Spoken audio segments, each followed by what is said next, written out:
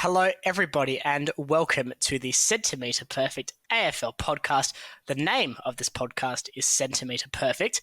The second half of that name does not apply to the grand final, which I am now deeming to be banned from my screens for the rest of my life, Liam. Such was the active boredom I felt for the most part of the season decider. Yeah, look, I had a different take on it, Jesse. I had a different take on it. I actually quite enjoyed watching the Brisbane Lions run rampant on the Sydney Swans. I don't know why. I got a kick out of it. I think I know why. We'll talk about them more when we get to the game. Before we get into anything else, Jesse, the business. Let's take care of the business first of all. Where can people find us? They can find us at CMPerfect_AFL on Instagram and YouTube, as well as the audio-only versions across their preferred podcasting platform. But Liam, not to tease our loyalists on Spotify, Apple, and Amazon, and there are many of those, and we do thank the loyalists of the audio form. Mm-hmm. But I suspect over the summer, and you wouldn't know it was summer based on, or almost summer based on Perth's weather today, but over the summer, I feel like YouTube might be the place to keep up with what we're doing, Liam, with some of the things we're working on in the background, like little mole people in the walls. That's right. I think we're going to, after this week's episode of the podcast, we're going to take a bit of a hiatus, maybe 1 week, maybe two, we'll see. But only because we can work on some more stuff for you guys on the YouTube. I'm excited for it. Jesse, are you? I most certainly am. I am actually more of a fan of delving into the history of the game than talking about the worst grand final of all time since 2022 and 2019. Okay, I was going to say, because that's just and 2017. And grand finals bad. Should we just do what the Premier League do? I'm getting really sick of these bad grand finals. 24, rubbish. 23, amazing. 22, rubbish. 21, I don't know. The margin would tell you rubbish, but most of the game was fine. 2020, weird. 2019, awful. 2018, brilliant. 2017, rubbish. I'll go back to 15 because why not? 16, great game. 15, mostly rubbish. Okay, so on average, a lot of rubbish in there. It's funny, right? Because you come to the end of the season, the final two teams coming through, and to be fair, on paper, this game should have been a cracker. It should have been a cracker. But are the grand finals bad? Actually, Jesse, I was going to chuck a few little quick fire questions at you to start this episode of the Centimetre Perfect podcast. Before we get into the game itself, because there's only one to talk about today, we're also going to finish up with a review of the last 5 teams that we didn't do throughout the rest of the last few episodes. I was going to chuck a few quick, rapid questions at you to cover some news, cover some other things going on at the moment, but that's a good place to start. Jesse, are the grand finals rubbish? Well, you need to expand on that because that's a very linear question. I'll give you this though. You're an unapologetic lover of the game. You love the history. You love the traditions. The grand final is obviously something that's very near and dear to all our hearts, regardless of the game itself. It's a big day.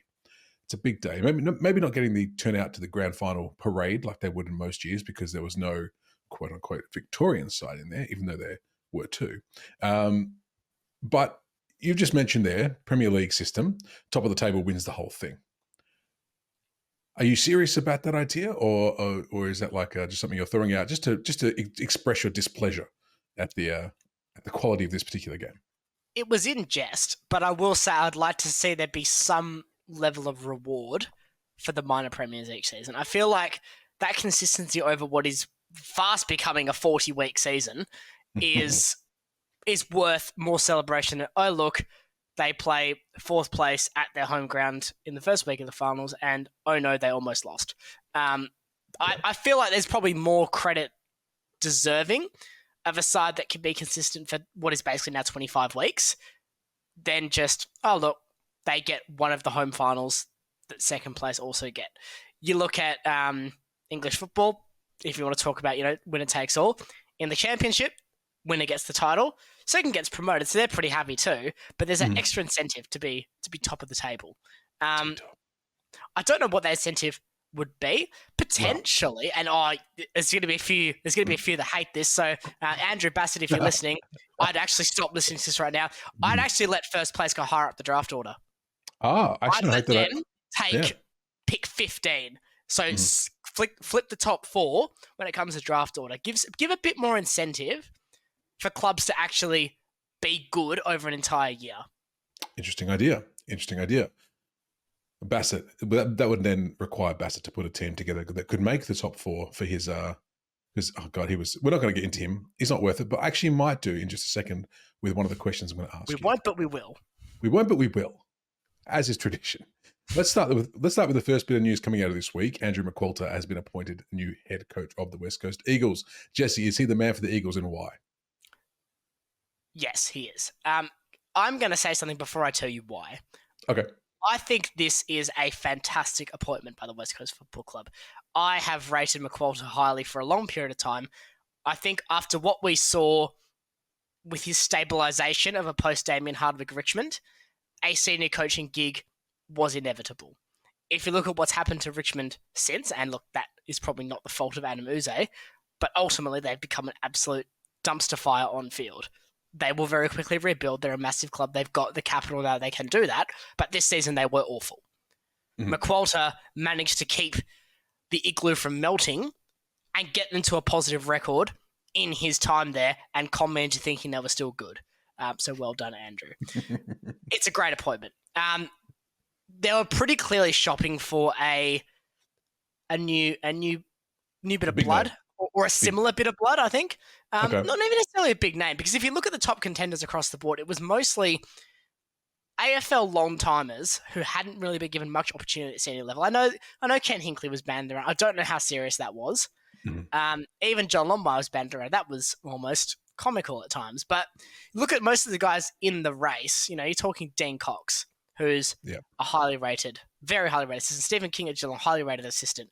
McQualter at Melbourne, highly rated. These guys are very clearly well regarded as coaches, and West Coast looked like that was the mould of coach they wanted. So a great pickup for West Coast. It clearly worked. Liam Baker, I think, waited approximately 5 minutes before saying, "Oh, that sounds great."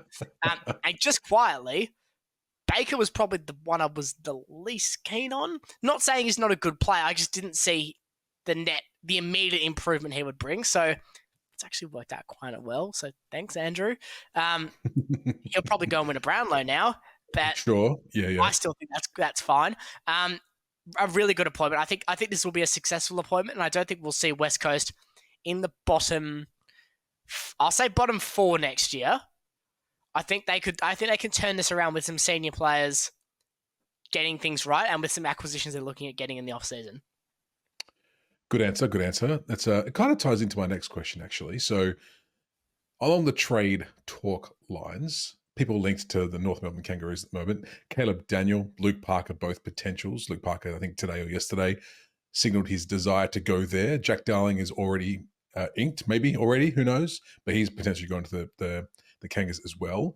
Dan Houston, not out of the woods yet, unlikely, but probably doesn't even fall into this category. But Jesse, do you think the Kangas are going too hard on players who aren't wanted by their clubs or are a little bit older in their twilight? They may only get 1 or 2 years out of them and going to neglect their younger talent a little bit for these new incoming players.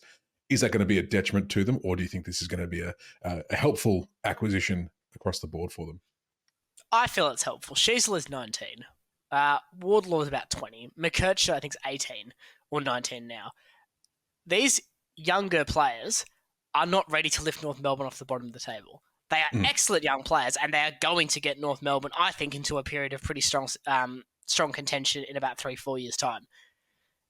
Ultimately, when your best players are going to be on rookie contracts or early career stage contracts, with the exception of probably only LDU and Larky, you can afford to, I don't want to say waste cap space, that's not fair, but you can afford to spend your cap space on veterans. So yeah, they might just be there to plug a hole. Like, Darling's not going in there to win a Coleman, he's going there to help out Larky. Parker's in there to provide some discipline and some organisation off half-back and help guys like Jackson Archer continue to develop into strong players. I think they're great pickups. Caleb Daniel's probably the only one I'm a little bit, I don't really know why. He's fine. He's good even. But I think specifically Parker and Darling are big ticks. I wouldn't rule out Dan Houston. That would be a bit weirder only in terms of what North have signaled they want to do this offseason. That'd be a kind of, look, we're trying to contend now. That's what a signing like Houston would be. And that would be weird. I don't think they should do that, but I wouldn't rule it out. We will see what happens with this.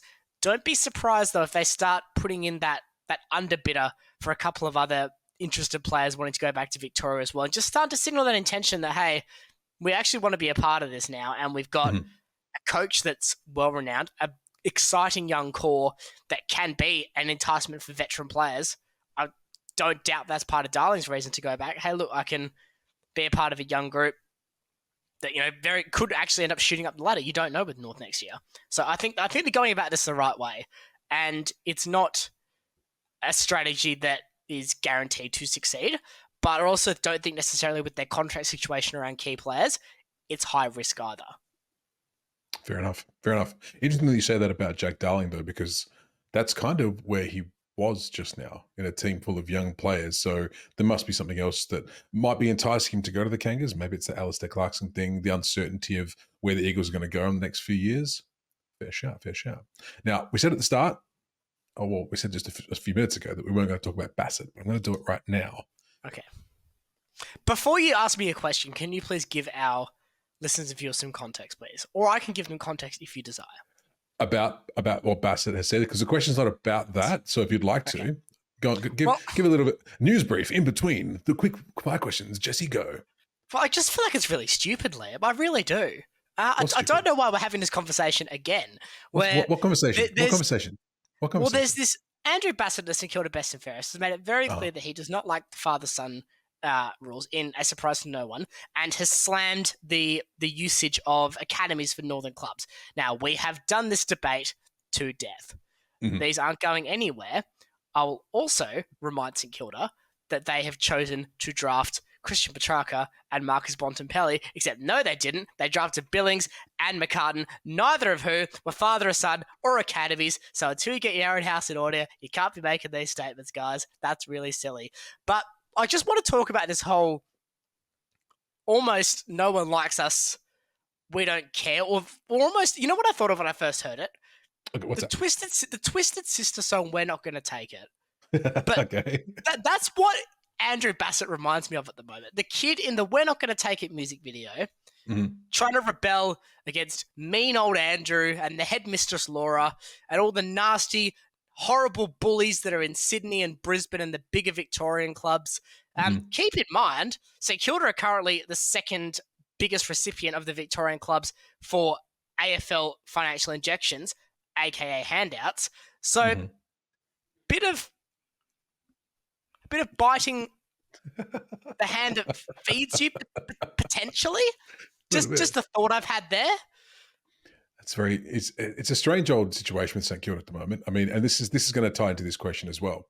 Should clubs deny potentially departing players the right to celebrate with their teams at best and fairest nights? Oh, this was embarrassing. Like St Kilda did with Josh Battle, who, by the way, finished third in the count. They didn't talk about him. They didn't put the graphic up for him. They didn't do any of that kind of stuff, and just said to him, "Just don't come.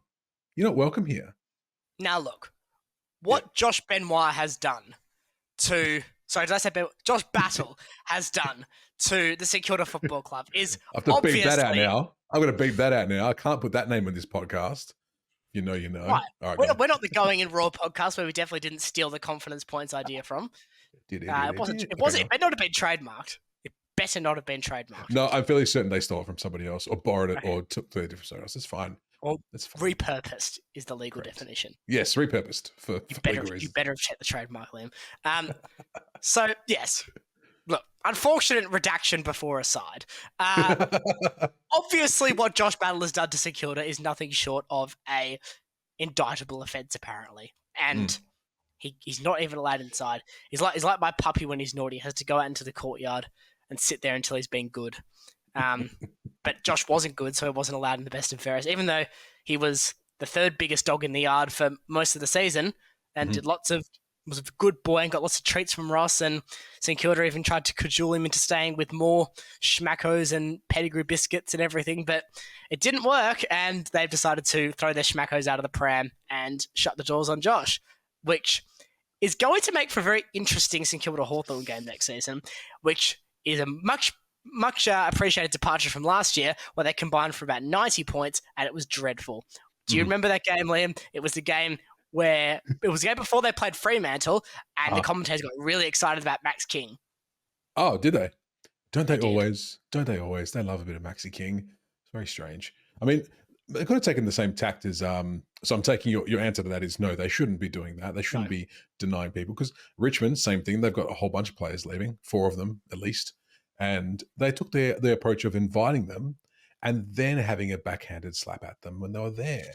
Pretty sure it was like, calling out, it's Nathan Broad staying. I think he's staying at the Tigers. I think I've got that name right. And he was like, what a good Tiger. Showing the loyalty to this young upcoming side, basically a big old bird to the rest of them who are flying the coop, so to speak. That's better. There's been a bit of this pettiness going around lately at club level. And we've seen it with Gary Pert allegedly shopping around Clayton Oliver at Melbourne as well. I get the sense there's been a bit of a slip in professional standards at executive level.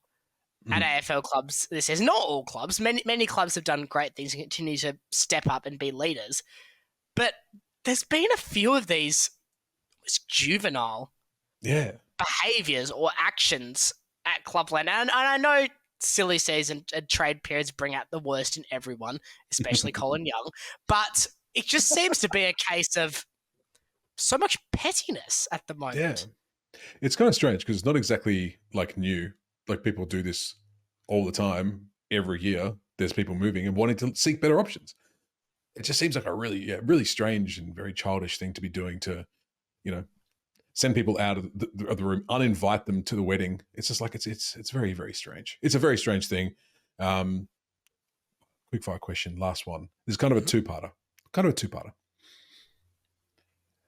you think the Giants are turning into a bit of a feeder club for all of the other teams? 5 players looking to leave this off season, being sought out by other clubs.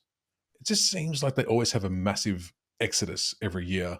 Well, not every year, but most years, of their better players just upping and leaving and going to other clubs. Have they become the feeder club for the rest of the competition?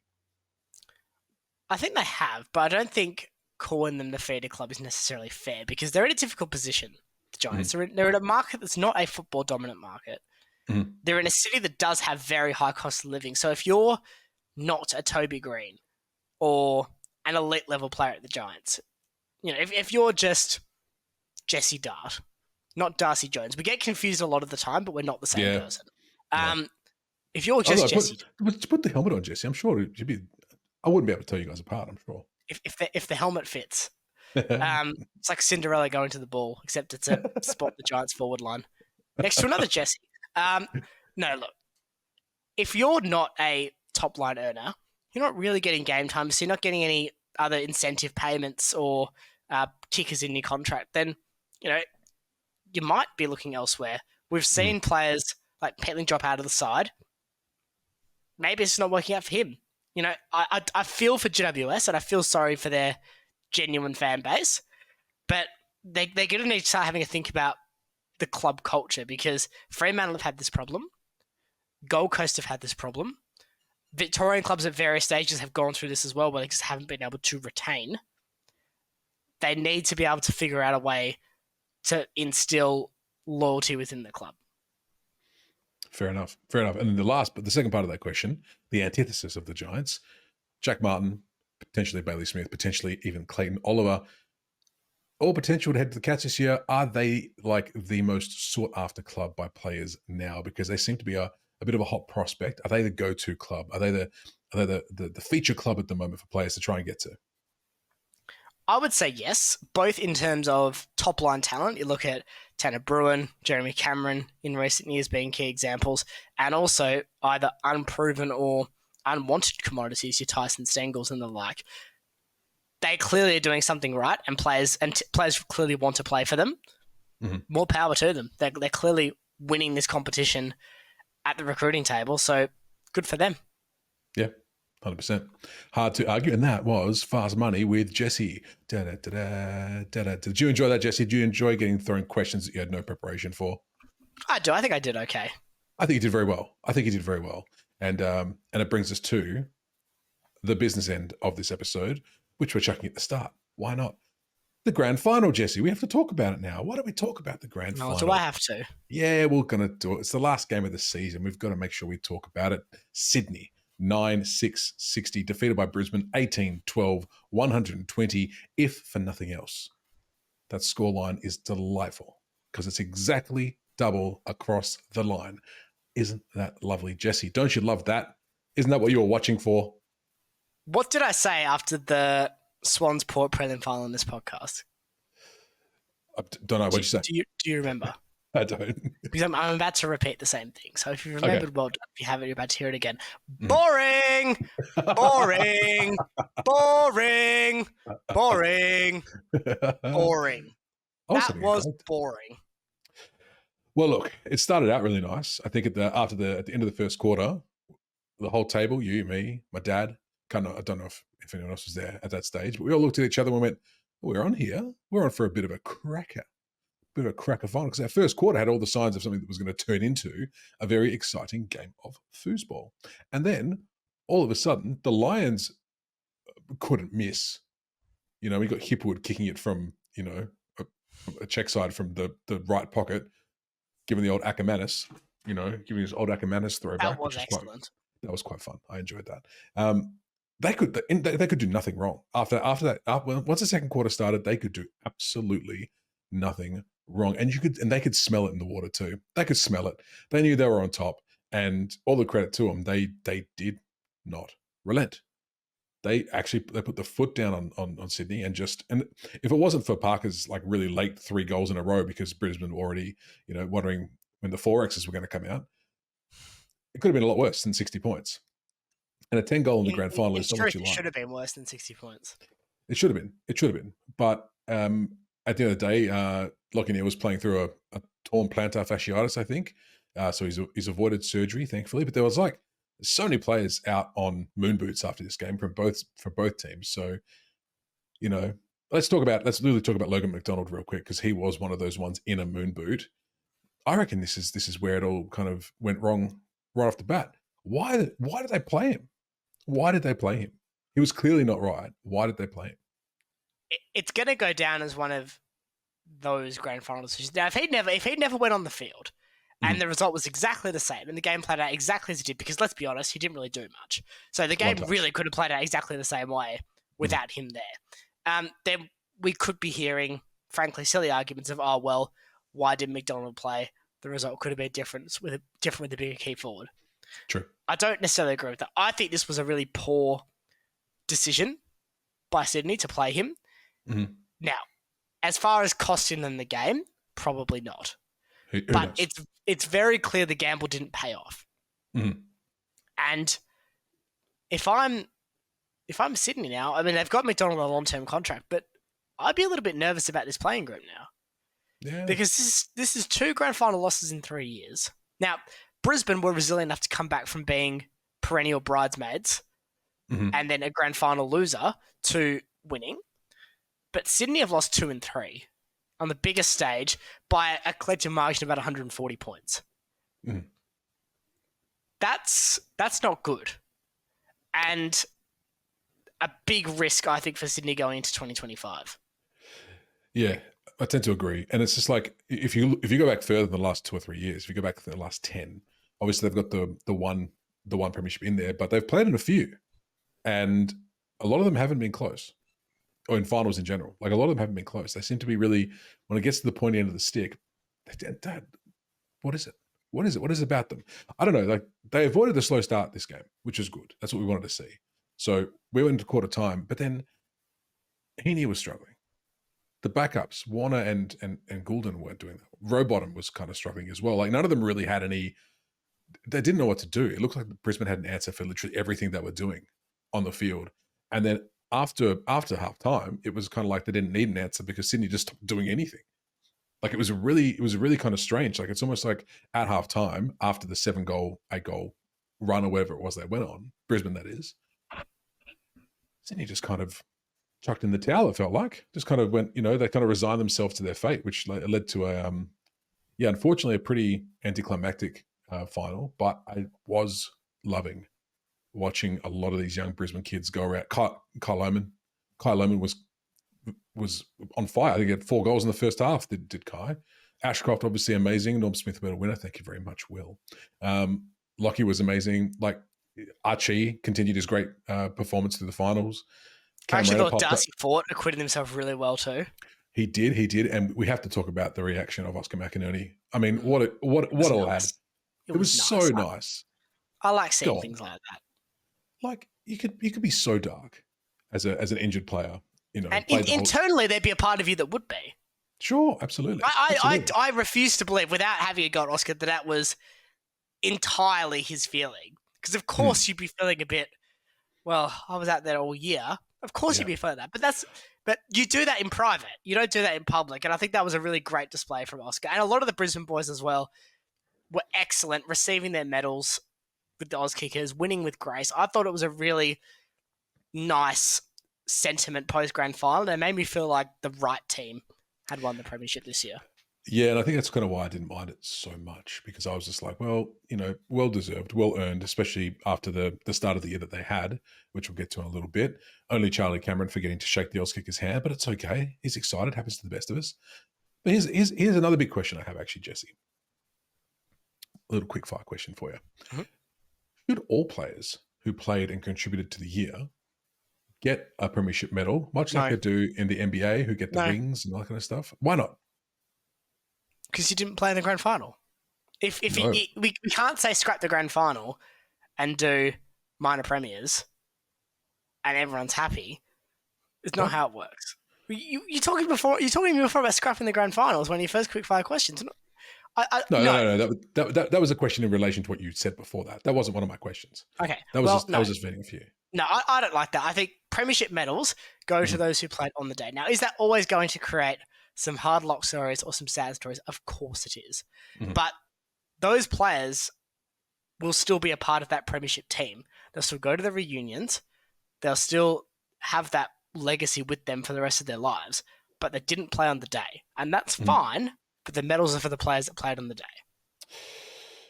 Bob Murphy would like a word. All right, fair enough. We've got anything else to say about the grand final, like about Sydney itself? I mean, I know about Sydney. Well, it's now 1 in 5 under horse in grand finals. Arguably fluke 2012, awful in 14, should have won in 16, dreadful in 22, horrific in 24. Yeah, it's not good. Going back to what you were saying before, and we'll talk about this more when we do our review. There'll be towards the end of the episode. You're kind of right. Like, it's like, where do they go from here? It's going to be an interesting few years for Sydney, but it was disappointing to not see them get up for the game, because they obviously got a bit blown away by the spectacle. Maybe that's what it is. Maybe they can't handle that big spectacle game. You know what I mean? They couldn't handle Katy Perry's new album. I mean, no one can. I shouldn't judge them for that. To be fair, Katy was actually very good in the opening show, in the opening pre-show. She was great. She was great. Gave her all the bangers. It was great. It was fantastic. I'm not too sure about this. I'm pretty sure she sang about one song after 2014, and nobody cared about that one specific song. Like, this would have been a great concert in the middle of Hawthorn's three-peat. It would have been a fantastic concert. I'm pretty sure the AFL said to her, "Can you not sing any of the new stuff? Just bring out the old ones. You know, California Girls. People in Melbourne love that. Sing that one for us. That'd be great, Katy." One thing I will say about that pre-show, though, is I'm not too sure if Channel 7 hired a CGI graphics artist from 1995 for those CGI graphics, because they were very, very retro indeed. Like, it reminded me of the Blue Eiffel 65 film clip from way back in the 90s. That's what it reminded me of. And it gave me a bit of a chuckle. I was entertained, and that's probably what was the intention. But it was very funny. It was very funny indeed. I've always said you're easily entertained, Liam, so don't take that as necessarily a slight, Channel 7. Yay.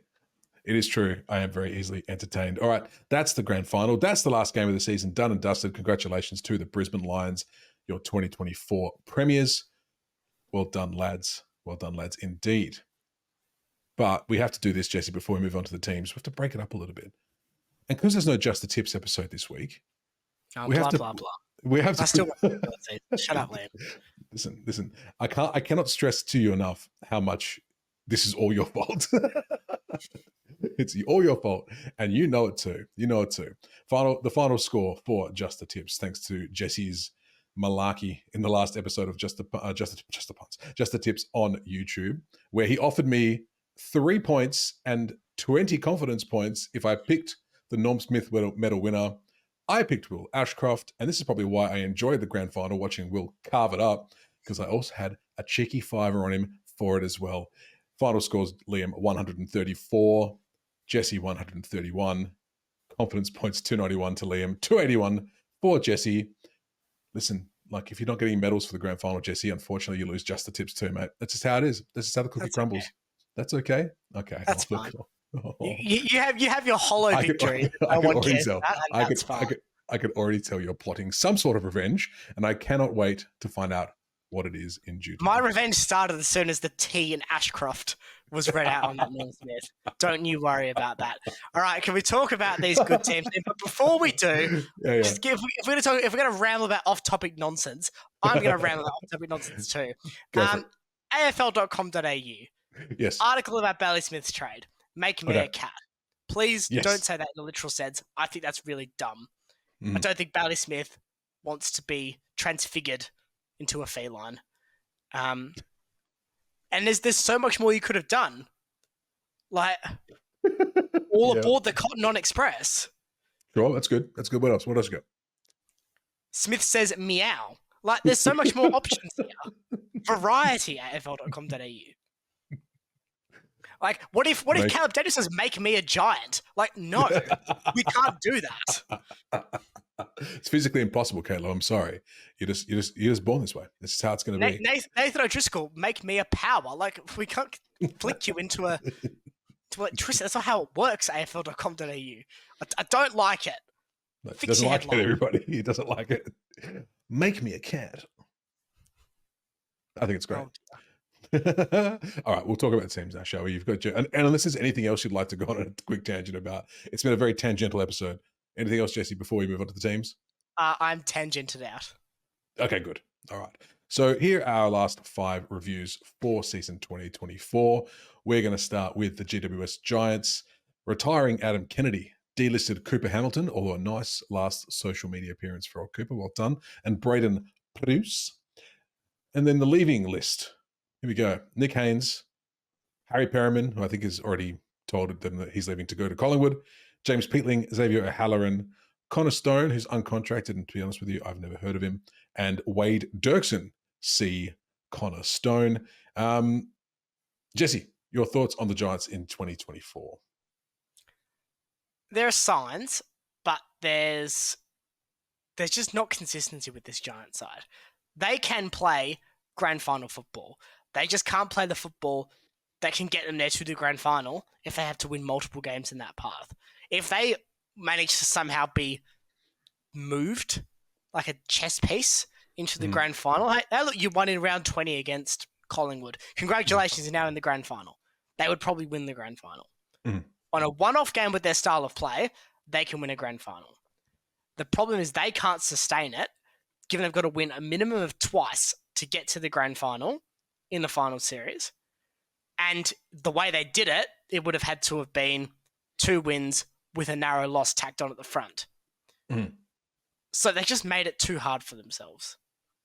And this Giant side should finish in the top 8 next year, depending on how much they lose. But I just don't know if I can get behind them with any confidence of being a serious September threat while they just play football that is so easily countered momentum-wise. Fair. I mean, it was another almost year for the Giants, right? And this year, like, there was like their peaks were high, their troughs were really low, and when they were playing their best footy, you were looking at them going, "Holy shit, this team is unstoppable." And then there was that period through the middle of the season where all the jokes came out. They're not a tsunami. They're a small wave. They're the little things you get at Port Beach, when the tide's out, little laps on your feet. Oh, poor cute little GWS. And then the next minute they're just like, there's the tsunami again. You couldn't keep up. And then in the tail end of the season, that's what it was. They kind of came out with the tsunami, and then the last quarter just died. They just kind of just petered off into nothingness. It was a very strange year for the Giants because, like you say, they've got all the tools there. Obviously, a great forward line, great back line, midfield's pretty good too. But there's that connection that's kind of missing, that final piece of the puzzle, which is just not there, not there. but yeah, next year will be interesting for them, and we'll get to our 2025 word in just a second. But what was your rating for the Giants this year, Jesse? I'll give them a 7 because I do think they did exceed my expectations, but they're missing that quality over the season. I think that's where you get a 7 out of 10 side versus a 9 out of 10 side. Yeah, fair enough. I went 6.5 because I think if you looked based on what I was saying, like the peaks were really high, troughs really low, you averaged it out in the middle. Add a point and a bit for making the finals, and I think you've got a nice 6.5. Not too dissimilar to 7. I just think that the disappointment for them of, going out in straight sets, I'm pretty sure, didn't they? In the finals, that's gonna sting. And yeah, 6.5 for me, Jesse. What is your 2025 word for the Giants? Riptide, because they may get swept away. Baby, coming down to... I won't do that. All right, so my 2025 word is just... I think my favorite thing, Jesse, is making you disappointed and disgusted at anything that I say. Just a little shake of your head there. Just like, don't like it. Don't like it. Just remember how old you are. I won't say it, but remember how old you are. Hey, look, man, I'm having fun, aren't I? That's all it's about. Like, age is but a number. I'm here having fun, talking footy, singing Riptide by singer, generic white boy singer. Vance Joy. That's what I said. And it is your fault that I know that. I don't think it is. My 2025 word for the Giants is just when? ? When? It's like when did I ask, or? Well, you never asked, Jesse. But, and to be fair, no one ever asks you either, but you just go for it. And that's what I like about you. I can start talking. You do. It's fantastic. No, when is in like, when's this going to happen? When's it actually going to come together and click? And I know that's probably more of a 2025 word than a, whenever word, but it's, yeah, I think if it's not next year, then when? And it's probably not going to be next year. So when? Who can say? When? Let's move on to Port Adelaide, retiring Trent McKenzie and Charlie Dixon, delisted Tom McCallum. Potential leavers, Dan Houston, and potentially after just one season there, Ivan Soldo. Yeah, the Port Power, Jesse. The Port Power? Sure. What are your thoughts on the Port Power? The Port. They're not the Port. We're the Port. We're the Port. We are the Port. It's true. We're the Port. We came first, even though you technically were around 100 years before. No, look. Port Adelaide actually would have watched the first bit of the Sentiment of Perfect AFL podcast and said, "Boo, Jesse, you're wrong. The season should only end at round 24, 25 if you count opening round, because we're really good during that period. And as soon as we have to play top 4 sides in the finals, oh no, we're not very good anymore." And that's what happened with Port Adelaide this season, as it has happened seemingly now innumerable times under Ken Hinkley. They are a fantastic home and away side. They are able to sustain 8 out of 10 performances or 7 out of 10 performances for the entire season. They don't lose many games. They can blow out teams. See, also beating Sydney by 112 points during the season. That was weird. But then they get to September and things, for whatever reason, seem to fall apart. I talked about this last week, but the production of their players, premiership caliber players, star players in this competition, plummets. I gave Butters a freebie because he was clearly playing hurt, but guys like Rosé drop off the face of a cliff in finals time, seemingly year on year out. Georgiades was poor. Look at they lose Dan Houston. They seem to lose their entire team for that final series. They still don't seem to have the ruck situation sorted out, which is not going to be helped by Soldo leaving. And now they've lost Charlie Dixon, who admittedly did not have a great year or a particularly good final series. But what's replacing him? Is Lukosius going to replace Charlie Dixon as a full forward? Probably not. Is Jason Horne-Francis going to have to spend more time forward now to fit Lukosius in and try to fill that void up in the forward line? So I think Port Adelaide's going to have to tinker in season 2025 because it's pretty clear they can get there, but they can't actually do it. They can get on the bus to work, but the swipe card doesn't let them in the building. Yeah. Well said. I think, unfortunately for me, a lot of my notes here for Port kind of parallel the Giants a little bit. Like, when they're I really think good. there's overlap, but I'd be more confident on the Giants in a September game than I would be Port. More confident on the Giants, the straight Yeah. setters. Okay, interesting. I mean, Georgiades probably played a bit better in the finals than he did the rest of the year, I thought, because he actually kicked goals, which was nice. He didn't do that the rest of the season. In one game. In one game. But that's so did Willie Rioli in one game. That's right. The Hawthorn game was probably their best one for sure. But yeah, in terms of like the team as a whole, you're right. Like, it's like the Giants. They've got all the pieces there, but something just doesn't quite sit. Right. I mean, honestly, I'm reading my notes, Jesse. I could have literally copied and pasted these. I didn't, but I wrote them at different times. And I'm looking at my notes. I'm like, the team that gets so close and shows, yep, that's Giants. Played some great footy this year, but yep, that's the Giants as well. Well, maybe. Look, I'll tell you what. The colours of the Giants and the Port Adelaide Power, fantastic. When those two play each other, I love those two. That colour clash is fantastic. And for that, I like the Port's colour. I keep saying the Port. What's wrong with me? Port's colour is slightly better. So I'm giving them 7 out of 10.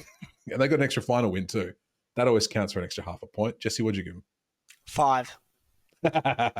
you can't keep falling apart in the most important part of the season and expect anything else at a bare minimum pass grade, because you're not actually improving. If you're stagnating at the same spot, you're not improving. That's a good point, Jesse. That's a good point. Your 2025 word for Port? Worried.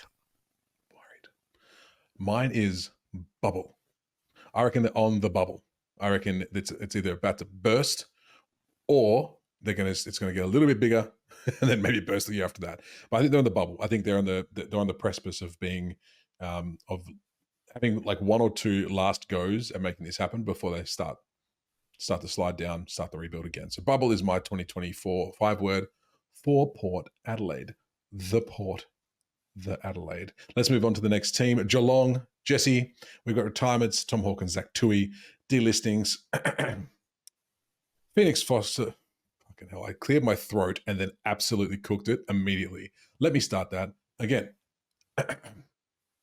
Phoenix Foster, Mitch Hardy, Emerson Jecker, Oscar Murdoch, James Willis, Brandon Parfitt, and Gary Rowan. They've cleared the decks, Jesse. Bailey Smith-sized cap space there. So they've cleared the decks. Bring him in. We need some Baz Lenker in our life. Bring him on in. Phoenix, get out of the way. We don't need more. Shoot. Phoenix in the corner. $90,000 will contribute to Bailey's salary. He's in the corner doing bench press going, oh man, I got to get a gym membership now. That's crazy. Look, many predicted Geelong's downfall this year. Us too, very much included in that conversation. But every year on year, they seem to prove how good they are at managing their list and getting things right. Again and again. It's fucking annoying. I quite like watching Geelong play at the moment because they're fun to watch. They're not Hawthorn fun, but you're going to get a pretty good brand of footy when you watch Geelong. But I just want them just for 1 year, maybe 1 or 2 years, just drop a little bit. Just show us all that you are fallible, that you've got some sort of an error of judgment, like we sometimes have as Freo fans. We always get people in. We're like, why? Why do we do that? Why can't we manage? Geelong get it right all of the time. And look, they nearly made the grand final again. And I think that the thing I like about Geelong is, like, sure, you got Jezza Cameron, sure, you got Tyson Stengel, you got those names, right? But I'm pretty sure I think halfway through the season, they played a game. And I said to you, I don't recognize half these people. Who's Manor? Who the hell's Manor? I don't know who this guy is. There's another blonde guy with a headband. That could be anyone in Geelong. Who knows who they are? But every time they're on the field, they just deliver. Not every time. Obviously, the Suns game happened. But they just deliver. And and this year was no different. And with a lot of people potentially coming to the category next year, I don't think it's ending anytime soon, Jesse. What are your thoughts? No, I tend to agree. They really did exceed my expectations this season. I think they have been the clear second best side in the competition for season 2024, and that will probably reflect in my rating for them. But they've been able to simply remain above average to very good. They have, in my view, the most valuable player in the competition. I've made no secret. That's my stance on Jeremy Cameron. they've been able to get production out of an aging midfield, which is crucial. And defensively, they're just about rock solid. When you add in guys like Stengel and conduits like Holmes and guys around the ground that can just make these links happen, it's exciting. And I think Geelong are really well placed. And it's coming up on 2 decades now. You can stop, guys. It's okay. Oh, God. It's nuts. It's nuts. Just how good they maintain. And look, the loss of Tom Hawkins and Zach Tui, like sometimes when you get legends retiring, you're like, who's going to fill that hole? Like when Mundy retired for us, we were like, who's going to take that place? No one can take that heart and soul. Tom Hawkins, Zach Tui leave, both very, very good players. You're not worried about Geelong at all. They're fine. Shannon Neal, if he has a full preseason, could start production that may not match Hawkins, but can supplement the loss of Hawkins in 2025. Absolutely. I'm pretty sure they got like 4 other Irish guys on the team too. So Zach Tui sorted as well. Fantastic. We'd love to see it. Jesse, your score for Geelong in 2024? 8 out of 10, far beyond my expectations. They played brilliant football. They ran into the Premiers in a brilliant game of footy in the prelim. Had they not, they probably would have walked into the grand final and done a repeat of 22. Yeah, 8 out of 10 for me as well. Hard to argue that. Let's see what Jesse said. Your 2025 word for Geelong? Moe, because if they get their acquisitions, they could play champagne football. Very well done. Very well done. Mine's double chance because I reckon they're going to do it again. I reckon they're going to go up to the top 4 once again. Just to clarify, is that a hyphen word? Yeah, of course it is. Double's chance. Yeah, no, it's a hyphen word because when I can't think of one word, I just put 2 and slap a hyphen in between. That's fine. Is it not, Jesse? Is that not proper grammar? Are we gonna grammar check? It is when you use singulars. What you should do knife sets the other week, idiot. When did you go to school? You should be ashamed. Oh, look, well, as previously mentioned, Jesse, I'm slightly older than you. You graduated high school about 4 months ago. It's been over 20 years for me, mate. I don't mind telling people it's fine. You're not going to believe that Microsoft Word has spell check. Sure, but I don't have Microsoft Word in my brain. Don't have much in there either, really. Left myself open for that one. That is fine. We'll move on to our grand finalists. They're the only 2 teams left we have to talk about, Jesse. Sydney first, retiring Sam Reid. We're not going to get much in the way of delistings and leavings outside of Luke Parker for Sydney because most of that hasn't been announced yet. They're probably still partying if they're Brisbane and commiserating if they are Sydney. I do like the banner, by the way, for this episode. Did you like that? Thank you. I do like it. Thank you. Yeah. I think it's a nice. I like that. I like that Heaney's almost looking at my head, and I'm assuming wanting to like bite me. Yes. Yeah. I mean, I don't think he had. No, he probably doesn't want to bite. He was so sad. No one bites when they're sad. He's not angry. Although, do you know he's going to bite you? Dan Zorko's right above you. He's going to bite your head in excitement. Look at him. He's a happy old clam. He is very happy, man. Look how happy Will Ashcroft is as well with his little cheeky smile. Gotta love it. That's going to be great for the people who listen to the podcast and have absolutely no idea what we're talking about. Sydney Swans. Jesse, your thoughts on the Swans? This was a really odd season from Sydney. On one hand, there were periods of complete domination and historical significance in what they were achieving, results, percentage, scoring-wise. On the other hand, there were periods of dreadful football. They bottled the grand final in a way that I don't think anyone probably expected to that extent. And all of a sudden, we have another golden opportunity for the Sydney Swans that has gone begging. Yeah. I mean, and this is the thing, like, their window's been open for several years now. Like, it's been open. They've kept it open for a while, but how much longer are they going to be able to do that if, without winning the big one? It's been a minute. Well, it's been a decade and a bit since they won. So it's not like it's been, what year was it? 12 years ago. 2012. But I'm still convinced, Jesse. I'm still convinced, and no one can tell me otherwise, because there was one game in particular for the Swans that was the catalyst for their season turning around and not for the better. And that was the game they played Freo. Up until that point, they were pretty much unbeatable. They'd gone on a 13-run win streak or something like that, or 10 wins in a row. We did this to Melbourne in 22 as well. Yeah, just go out there, play an absolute ripper of a game, which we love to see. I still remember that game like it was yesterday. I had the shakes on after the game. It was over. It was great. But after that, they didn't. It was like people that could be got. They could be got now. Like there was that. They had that aura about them that had just literally just shattered. And then all of a sudden, every team was coming. St Kilda beat them, I'm pretty sure, the week after or 2 weeks after. The 112-point drubbing by Port Adelaide that we talked about before. Then as they came into the latter end of the season, the 24, 23, 24 rounds, they started to show glimpses of what they had at the start of the year. Through the finals, same thing. And then the grand final, it just went into nothing. It's kind of just a big old wet fart. And I don't mind saying that because I know that a lot of my friends who are Sydney supporters also thought it was a big old wet fart that Sydney let off on grand final day. That said, they were the benchmark for most of the year. So it's like a really, really tough one to like judge and give a score to because for so long they were so good. For most of the season, they were so good. They were the minor premiers by 2 or 3 games. Could have been more. But yeah, very, very strange. Very strange year for the Sydney Swans. What did you give them out of 10? I gave them a 7. I toyed with a 6. I gave them a 7 because they were historically significant at parts of the home and away season, and that shouldn't be ignored.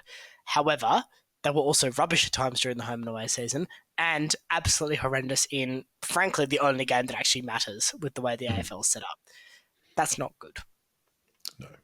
I gave them a 7 because, like, for basically everything you said, they were good for most of the year. They were being chased. So if they'd obviously got up in the grand final, that probably would have bumped up to a 9. 2 extra points for that for sure.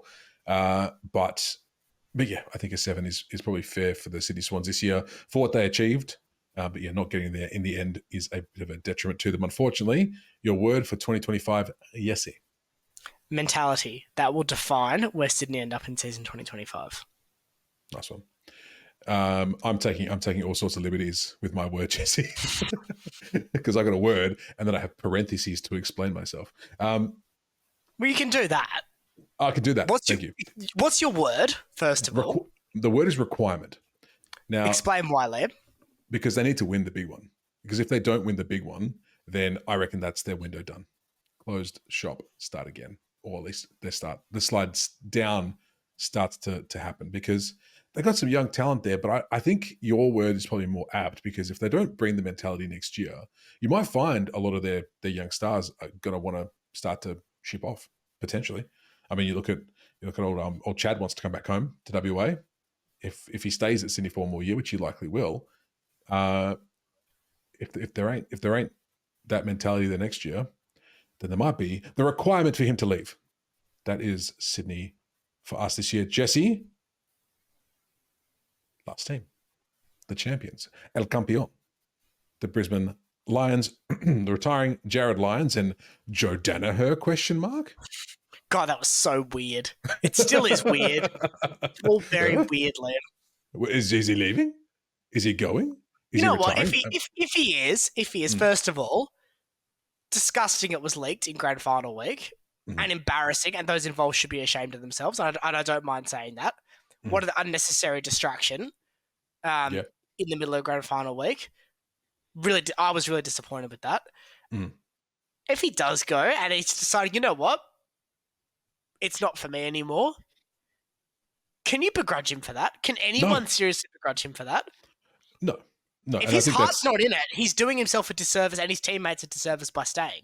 Now, he could probably half-ass it and be a good player.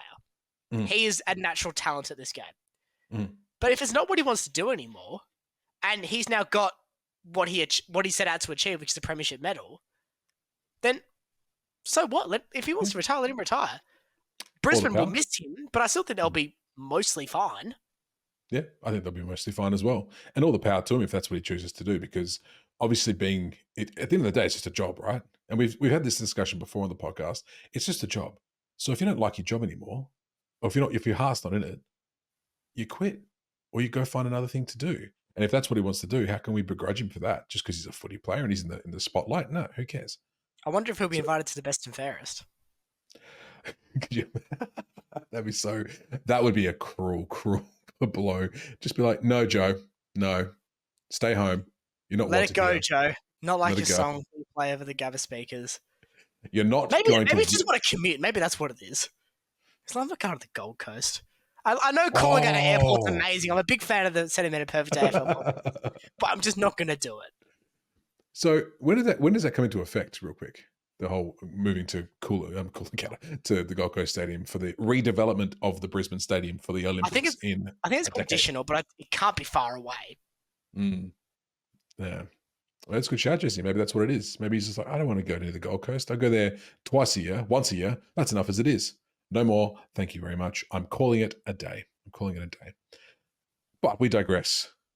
The Brisbane Lions started the year off shockingly, lest we forget, unless we bring up once again the carpenter that Jesse got to board up the house, because that's how bad we thought the year was going to be for them on the back of some off-field stuff that was going on as well. Put that in relation to like the Melbourne off-field stuff. Melbourne obviously went down the ravine, and Brisbane just worked through it. Which makes me think it was all a bit overblown. A bit of malarkey. And potentially a bit of a massaging of the truth in some elements of that story. We don't know. I don't know. But looking at as you said, Len, the whole compare the pair, the different directions make me think one's probably got more truth to it than the other and would have more of an impact on a playing group. I think their poor start of the year as well probably just added fuel to that fire unnecessarily as well. It's like, oh, it must be true. Look how bad they're playing. They're playing terribly. There must be something going on in Vegas, potentially. But yeah, I mean, you can't argue with the year after that. No. They turned it around. I do love arguing. You do, though. It is true. I've been there. But they got so many stars came to the fore, especially in the finals. Like, this is what I think is going to be a bit of a catalyst and a bit of a turning point for AFL in the next couple of years, is the excitement of the young kids to play, letting them show a bit more personality and come through. You saw it a lot with Hawthorn this year. I think you saw sprinklings of it with Freo a little bit as well. But when you see people like Ashcroft, Lohman, Archie, Morris, heckin' I said Ashcroft already, but those young, the new Ashcroft coming in, you have these young core of players who are exciting to watch and want to play footy. They seem to all want to be there. And you could see that because it didn't matter if it was the grand final or round 17, they were all out there just giving it their best. Mix that in with the experience of Zorko, Lockie Neal, Harris Andrews, Oscar McInerney, put all those in together. Danaher, maybe. There's kind of this weird bridge between the two, isn't he? Like, I'm having so much fun, but I'm also 29. Is he 29? I think it's the moustache. I think he's like 47. Like he's definitely got the moustache of a 47-year-old man. Like he's grappled with Shane Parker in the late 90s. That's right. In front of 8,000 people at the Wacker on a dreary, horrible June evening. I remember that Joe kid back in 1994 when he was, yeah. But I honestly thought he was so much older than 29. Good on him.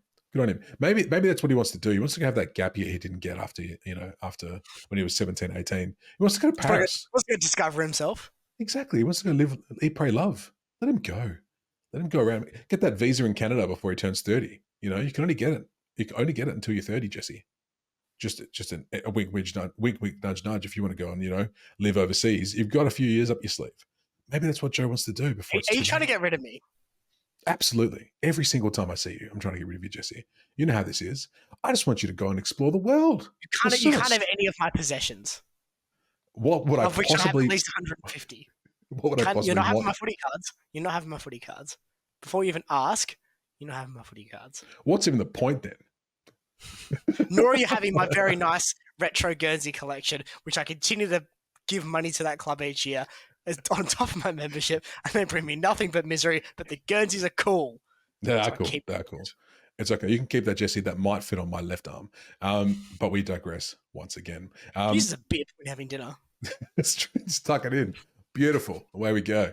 But no, for all those names mentioned before, I think they've got a really good balance going into next year as well. And I think their confidence obviously is sky high at the moment. I think they're going to have a nice little break, obviously, come back in the off season. And I liked watching them this year. I like what they did. Obviously, coming through to the grand final, winning the grand final was not something any of us expected. except for them probably. But they've done it. They've gone and done it. What are your thoughts, Jesse? Yeah, I completely agree. That they're well placed. That most of their exciting top players are still young. They've probably got one more year out of Zorko, although the way he's going, you could probably squeeze out 2 or 3. Yeah. Neil's still productive. Mm-hmm. Lyons was becoming unproductive. They managed to replace him in the blink of an eye with guys like Dunkley, who are still in that prime period. So I think, it's always hard with these teams that win a grand final because you say, oh, well, they're probably going to be the favourites for next year. And in many ways they are. Mm-hmm. And you don't want to get in the whole trap of, oh, well, yeah, they were good this season. They're going to be good next year because, as we saw this season, it doesn't always happen. Mm.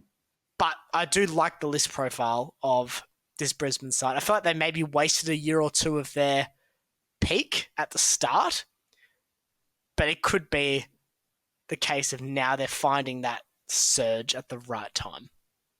Yeah, I think they're looking very good for 2025, Jesse. So much so that what you've just said is actually my word for 2025. I've gone repeat because I think they've got all the tools to do it based on their list profile, everything you've just said. I reckon they can do it. I reckon they've got everything in their power to be a very, very formidable side next year. Brisbane versus Hawthorn is my early tip for grand final. I'm just kidding. What's your 2025 word? Opportunity, for similar reasons. They have an opportunity to parlay success in 2024 into 2025 and beyond. Very good. Very good. And that brings us to the end of the episode. We've done all the teams now. We've given our rankings. Did we give them scores for Brisbane? Sure. I didn't give my score for Brisbane. Well, you better bloody well do it then. Off you go. 10. You win the premiership, you get a 10.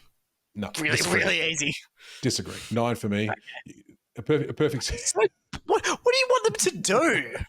Well, no, because a perfect season would mean you don't lose and you go all the way through. Oh, sorry, they drew with Adelaide in round 7, so let's invalidate their entire season on that basis. No. They went 0-5. What's the only goal of a team? They went 0-5, mate. What's the only goal of a team? It's not a perfect season. It just wasn't. You can't have a perfect season if you lose games. It's just how it is. East Fremantle in 1947 had a perfect season. They didn't lose a game when they won their premiership. Has that ever happened in the VFL AFL? Not since the wars. So I think you're being a bit delusional expecting this monolithic beast of a side is never going to lose a game. What's that? They're playing a top contender. They're dead. They lost by 10 goals. Rest in peace. Just give them a 10, Liam. They won the premiership. It's the only goal of this competition. Oh, whatever. You end the episode. You've annoyed me now. I've done it. It's finally happened. Actually, I'm lying. I probably you do it once on a regular basis for sure. I'm just normally better at holding in my frustration at you, but you have frustrated me there. Get in. 9 out of 10 for a premiership side, please. Hey, man. Opinions, man. That's what they are. Go on, bring us home. Don't be a sourpuss. Bring everybody home. Come on. All right. Thank you, everyone, for tuning into the Sentiment Perfect AFL podcast. I apologise for Liam, but I do not apologise for myself. Thank you for tuning in. Make sure you're subscribed on YouTube, following us on Instagram and your preferred podcasting platform. Leave a comment. Tell Liam he's an idiot for giving Brisbane 9 out of 10 for winning the premiership. Go on. Make fun of me for somehow bottling confidence points. You may as well. Tell your friends. Tell your family. Tell the local employees at the news agency when you go and get your weekly paper. Do people still do that? Go tell them anyway. Tell them that. Tell them to make sure they're subscribed to YouTube because that's where all the fun stuff is going to be over the off-season. And we look forward to welcoming you on to the next phase of the Centimetre Perfect AFL podcast. Bye, everybody.